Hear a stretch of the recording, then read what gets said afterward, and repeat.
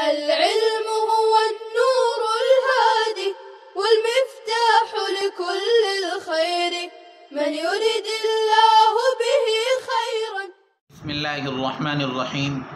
الحمد لله رب العالمين والصلاة والسلام على سيد الأنبياء والمرسلين محمد وعلى آله وأصحابه أجمعين أما بعد. عزیز طلبہ کرام، منصوبات کا سبق چل رہا ہے. منصوبات میں ہم نے مستثنا تک پڑھ لیے ہیں.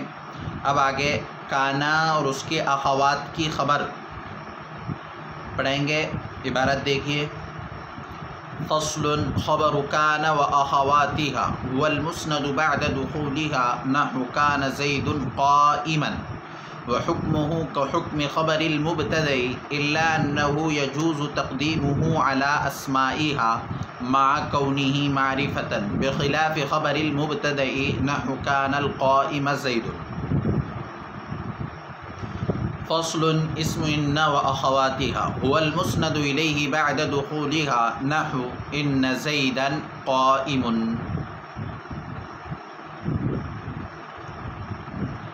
فصل خبر کانا و اخواتها، کانا اور اس کی اخوات کی خبر.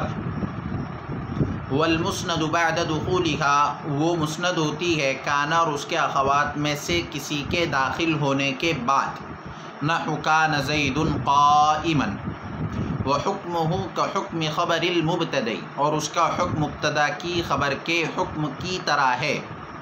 وحکمہ کحکم خبر المبتدأ، اس کا حکم مبتدا کی خبر کے حکم کی طرح ہے. الا انہ یجوز تقدیمہ علی اسمائها، باوجود یہ کہ اس کے اسماء پر مقدم کرنا جائز ہے معرفہ ہونے کے باوجود، برخلاف مبتدا کی خبر کے. نحو کان القائم زید. فصل اسم ان و اخواتها، ان اور اس کے اخوات کا اسم. هو المسند الیہ بعد دخولها، و مسند الیہ ہوتا ہے ان میں سے کسی کے داخل ہونے کے بعد. نحو ان زیدا قائم، جیسے ان زیدا قائم. یہاں سے کانا اور اس کی اخوات کی خبر کے متعلق احکامات بیان کر رہے ہیں. اس سے پہلے بھی ہم پڑھ چکے ہیں کانا اور اس کی اخوات کا اسم، اور یہاں ہے خبر. وہاں پر بھی ہم نے تفصیل کے ساتھ پڑھا تھا کہ کانا اور اس کے اخوات اپنے اسم کو رفع اور خبر کو نصب دیتے ہیں، لیکن وہاں اصل مرفوعات کا بیان تھا تو اسم کو بیان فرمایا، اور یہاں خبر کا بیان ہے اس لیے کہ خبر منصوب ہوتی ہے. کانا اور اس کے اخوات کی خبر منصوب ہوتی ہے، اس لیے منصوبات میں سے اس کو بیان فرما رہے ہیں. تو فرما رہے ہیں کہ والمسند بعد دخولها، کانا اور اس کے اخوات کی خبر وہ مسند ہوتی ہے بعد دخولها، کانا کے داخل ہونے کے بعد، یا کانا کی جو نظائر ہے ان کے داخل ہونے کے بعد. تو هو المسند بعد دخولها، یہ اس کی تعریف ہوئی کانا اور اس کی نظائر کی خبر کی. کیا تعریف ہوئی؟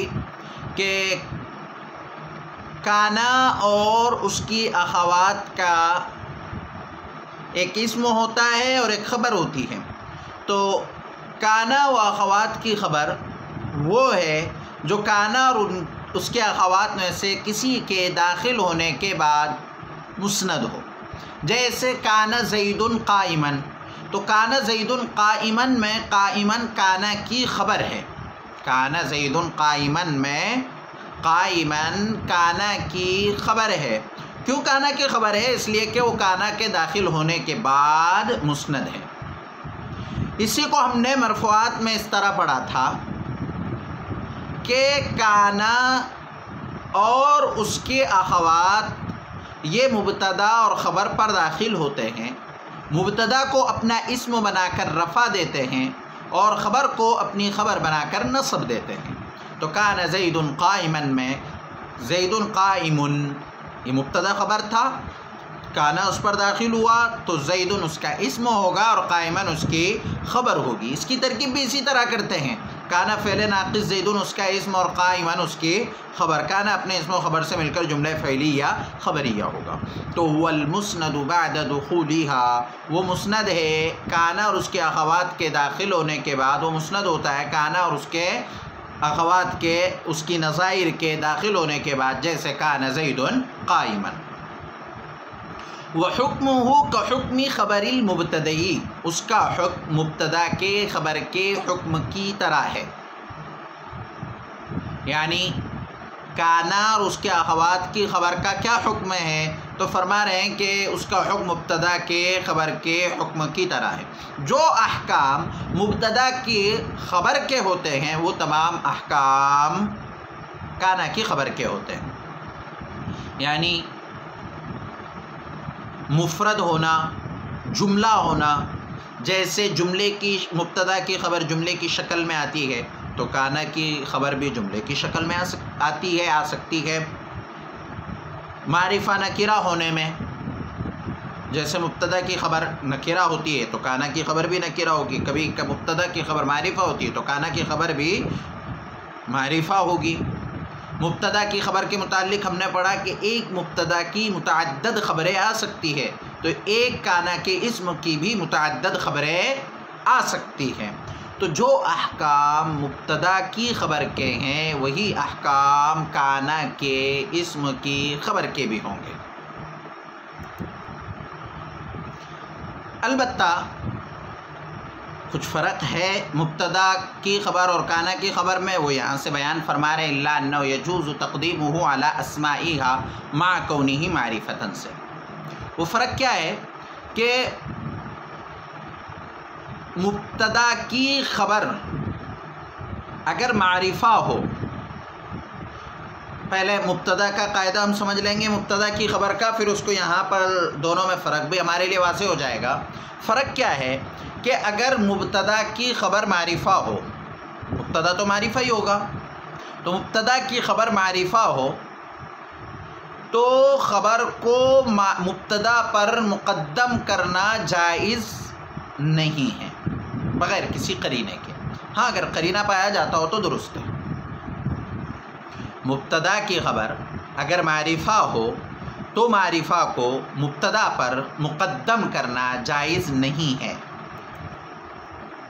لیکن اگر کانا کی خبر معرفہ ہو، کانا کی خبر معرفہ ہو تو اس کو کانا کے اسم پر مقدم کرنا جائز ہے. تو یہ یہاں سے بیان فرما رہے الا انه يجوز تقدیمه على اسمائها مع كونه معرفة، مگر یہ کہ اس کو مقدم کرنا جائز ہے اس کے اسماء پر باوجود ہے کہ معرفہ ہو، برخلاف مبتدا کی خبر کے کہ مبتدا کی خبر اگر معرفہ ہو تو اس کو مقدم نہیں کیا جا سکتا ہے، لیکن کانا کی خبر اگر معرفہ ہو تو اس کو مقدم کرنا درست ہے. جیسے مثال میں یہاں بیان فرما رہے ہیں کان القائم زید، کان القائم زید. اب دیکھیے کانا کا اسم ہے زیدن، اسی لیے زیدن مرفوع ہے، اور القائمہ معرفہ ہے. القائمہ معرفہ ہے اور اس کو زیدن پر مقدم کیا گیا. تو کانا کی خبر معرفہ ہے اور کانا کی خبر کو کانا کے اسم پر مقدم کیا گیا، تو مبتدا کی خبر میں اور کانا کی خبر میں یہ فرق ہے کہ مبتدا کی خبر اگر معرفہ ہو تو اس کو مقدم کرنا جائز نہیں ہے بغیر قرینے کے، جبکہ کانا کی خبر اگر معرفہ ہو تو اس کو کانا کے اسم پر مقدم کرنا جائز ہے. لیکن یہ بھی اس وقت ہے جب کہ کانا کے اسم اور خبر دونوں میں سے کسی ایک پر اعراب لفظی ہو. اگر دونوں پر اعراب لفظی نہ ہو، تقدیری ہو، تو اشتباہ اور التباس کے اندیشہ ہو جائے گا. اس صورت میں پھر تقدیم و تاخیر درست نہیں ہوگی. تو یہ کانا اور اس کے اخوات کی خبر کے احکامات ہیں. اب آگے ہیں انا اور اس کے اخوات کا اسم.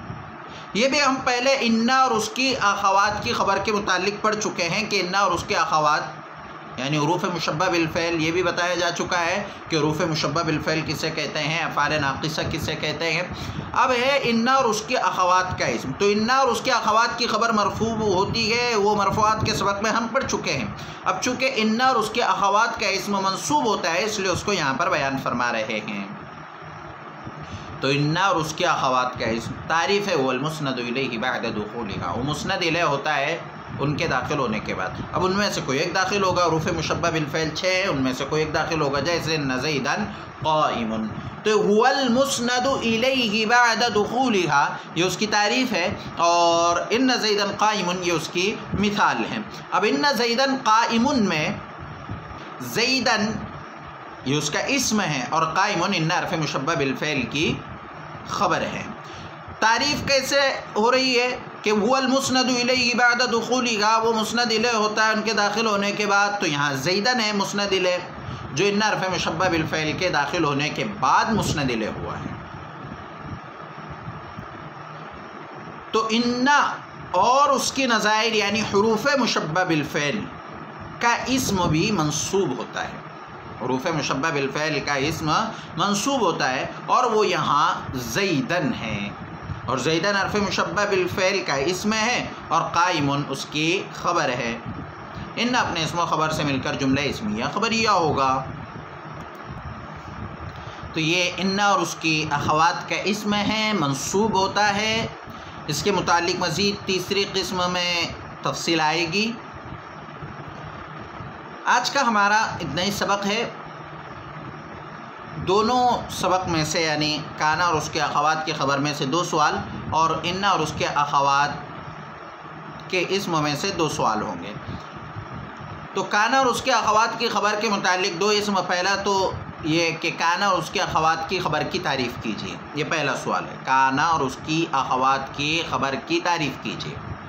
اور دوسرا سوال یہ ہے کہ کانا اور اس کی اخوات کی خبر کے احکام مبتدا کی خبر کے احکام کی طرح ہے، لیکن کیا فرق ہے وہ فرق بیان کیجیے.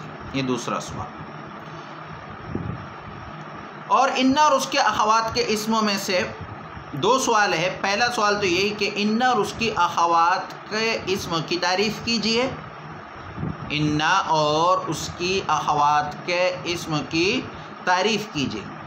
اور دوسرا سوال یہ ہے کہ یہاں مسند الیہ اور مسند سے کیا مراد ہے، اس لیے کہ زیدن مسند الیہ اور قائم مسند ہے، تو اس کی تعریف کیجیے. السلام علیکم ورحمۃ اللہ وبرکاتہ. السلام عليكم. لا تنسوا الاعجاب بالفيديو والاشتراك في القناة تشجيعا لنا لنستمر بنشر المزيد إن شاء الله.